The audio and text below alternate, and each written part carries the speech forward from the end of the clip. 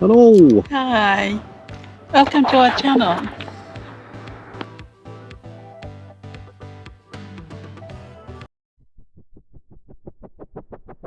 I just got the MaxxAir Fan Deluxe delivered in the tinted lid.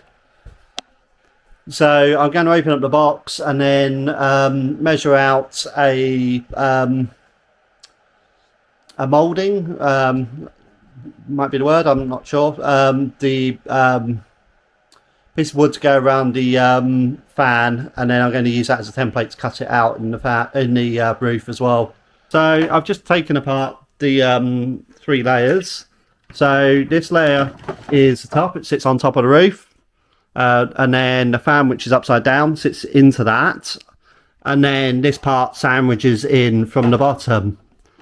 The one thing that we were concerned about was whether we had to make the height of the ceiling match the fan, because we want a very thin ceiling, but the manual says that we can just trim this part here to meet our requirements, which we can do. So it looks very, very simple, just using this top piece here as a template. Making a quick frame to put around the edge of the roof light, or fan, should I say. Ceiling fan. And that piece should sit on there.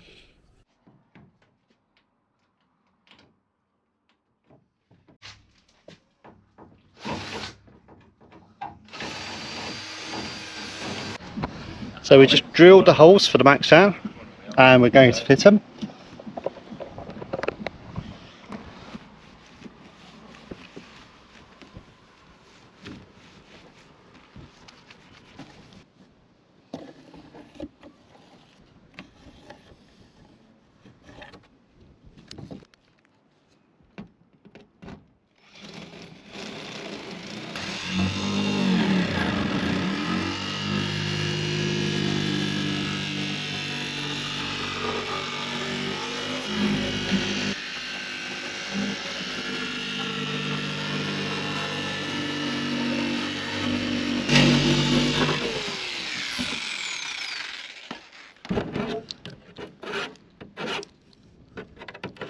Just painting the edges to stop them rusting.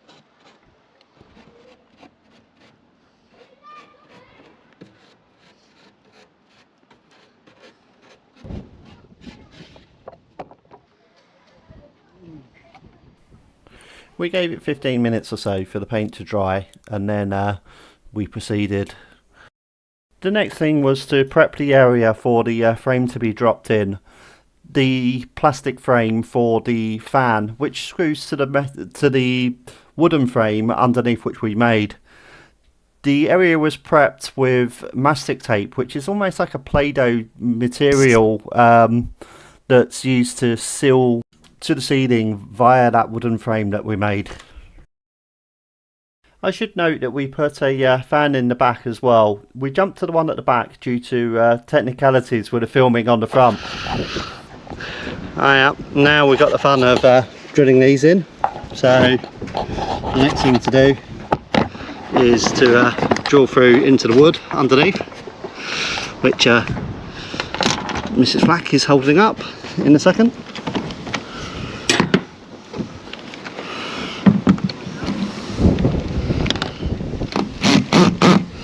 You got it? So we just stick a flex around the edges of the moulding. We've got one last one to do.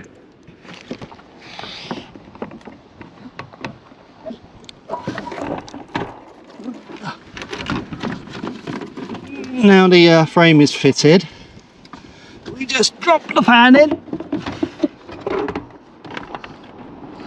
like so. That should sit in there, nice and happy.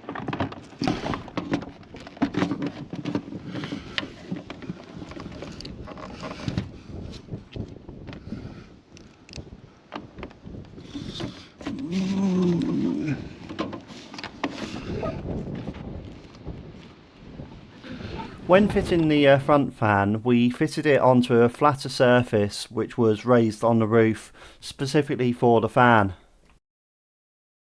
We didn't have this luxury on the back, so in order to compensate for the ribs within the roof design, we used window framing, cut down into the sizes and then sealed into place. This gave a neat finish. So we're just fitting the Max fan. Someone on YouTube, I can't remember the name of the channel, I'll put a link in, suggested that we use this window trim, which goes into the slots above the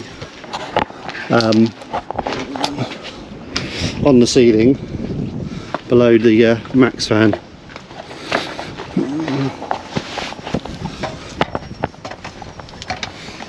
So just to show you what I mean, these are just going to slot in here, which means we don't have to use tons and tons of mastic tape, and then we'll seal around these.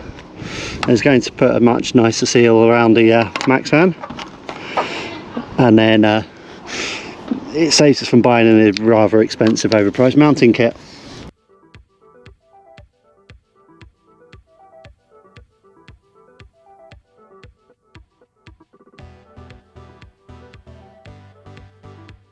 So, I'm just sporting my lovely new glasses. They're Oakley, by the way.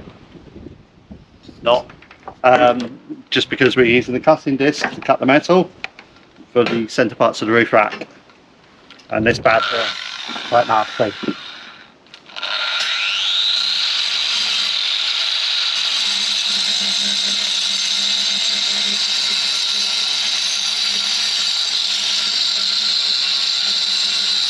We purchased 4 Unistruct channels, however we found that we only really needed 3.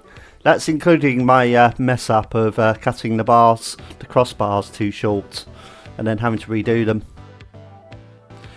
We paid in total £113 for the Unistrut, but that includes the bolts and the fittings, etc. because we bought quite an assortment of bolts at the same time. So these brackets here came off of Etsy.com. They're like custom fabricated metal brackets, and there's like a little T joint on the top, and it just hooks over that, and then you can strap whatever you need to the top of them. 6 of these. Ideally you need 8, and that's specifically for the Peugeot Boxer or Fiat Ducato, etc. My roof racks specifically for this vehicle, they're really expensive because they're commercial. How expensive? About £600.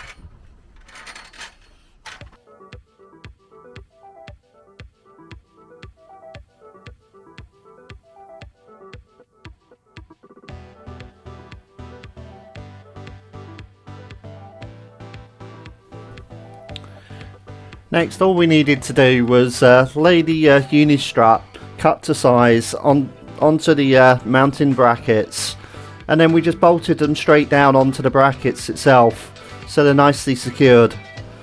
After that, we were able to put the cross sections onto the roof bars, and they can move backwards and forwards, mounted firmly to your design, so depending on the size of your solar panels, so everything's custom made.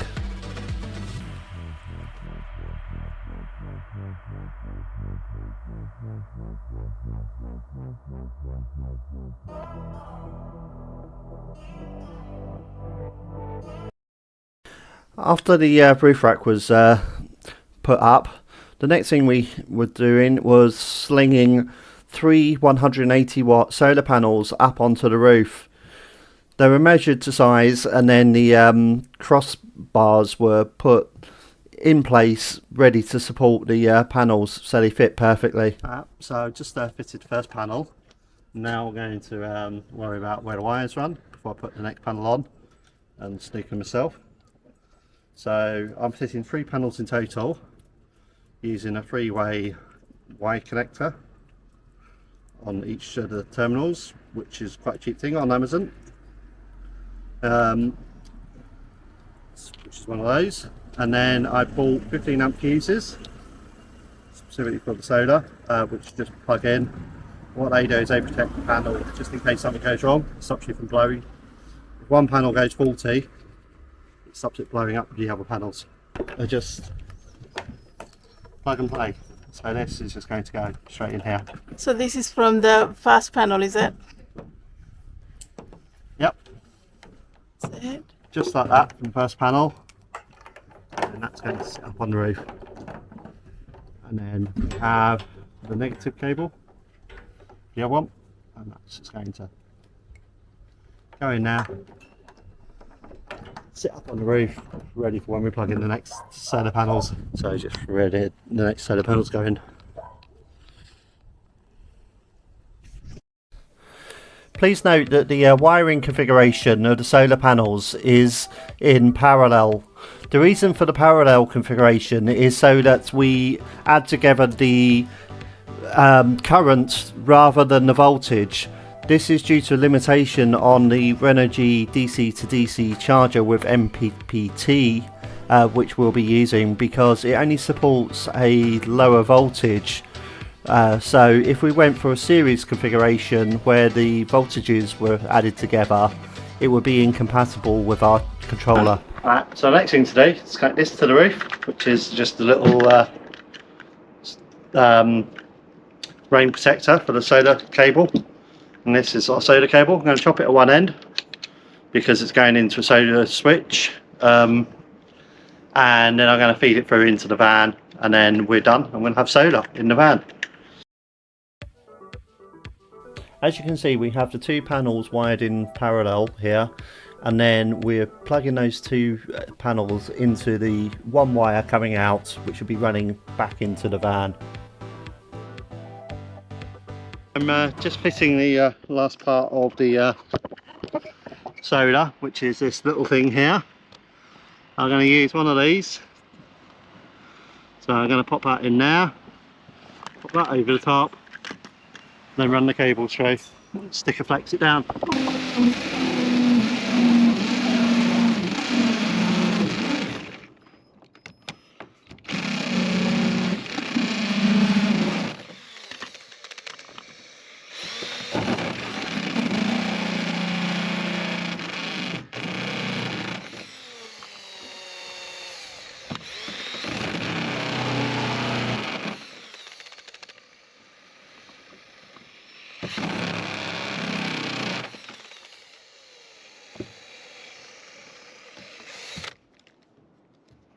That's that bit done.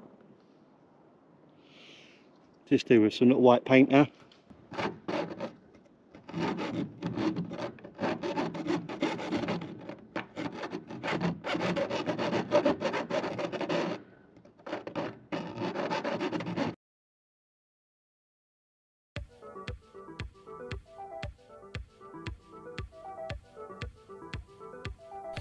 So we sticker flex the little grommet in place to stop the wiring from rubbing on the metal, and then after that we put the mastic onto the bottom of the cover, glued it down, and then run sticker flex back over the top.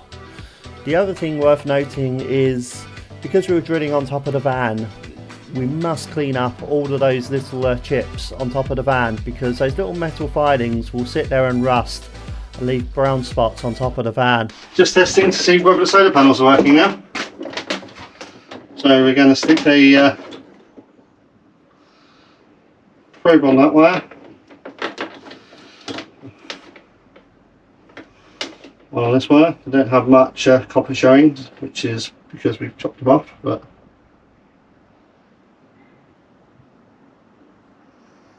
24.9 volts. I'm happy to say that we've now completed all the items on the roof. Great news, no more ladders. Thank you for watching our channel. Please like and subscribe.